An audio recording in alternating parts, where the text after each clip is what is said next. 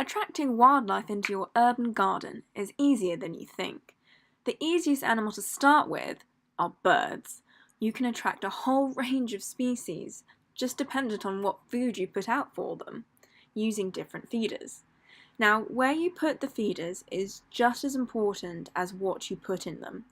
They should be near bushes and trees, but not low enough and near a ground cover so that predators can ambush them. Putting a bird bath in as well will entice lovely washing behaviours from the birds, which is a really quite adorable sight and also helps reduce diseases spread between the birds. Peanuts are a really good way to entice those slightly rarer species like nuthatches and greater spotted woodpeckers, but common species love them as well, like this little blue tit that you can see. Now, in this feeder, it's got a cage around it, and that's to stop squirrels from trying to hog the bird feeders. Suet blocks are an excellent source of energy and attract a variety of birds, but they're especially good when it comes to long-tailed tits and the rose-ringed parakeets that you can find in the Greater London area. Now, if you want to make them a bit more exciting, you can add mixed fruits and smaller insects into the suet block, and that's going to make it a special treat for the birds. Now, another food source to think about is Nigeria seeds. They are especially loved by goldfinches. If you have Nigeria seed, you're going to have an almost permanent stream of goldfinches in your garden. They're such a lovely, colourful bird. They're a really excellent way to teach your kids about urban wildlife. If you do not have time to change the food in a lot of different feeders, then having a single feeder with mixed seed will be the most conducive to seeing the largest amount of bird species.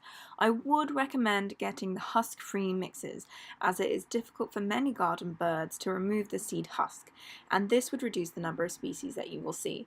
It also means that you will not have to tidy up the husks from the floor, as these can attract rodents into your garden that could spread disease to the birds.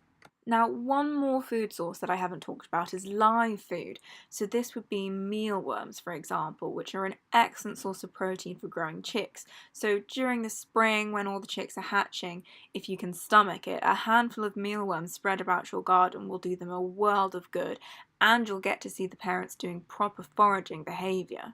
The commonest species that you're going to see by following these tips are blue tits, great tits, coal tits, long-tailed tits, rose-ringed parakeets if you're in the Greater London area, greater spotted woodpeckers, nuthatches, dunnocks. You can get a whole range, and they're really good to start teaching your kids because it's going to excite them. They're going to want to see what's coming onto their bird feeders every day. They can do drawings. It's a really great way to get them involved with nature, and you don't even have to leave your back garden. So thank you for watching. I really hope these tips help you, and have a lovely day.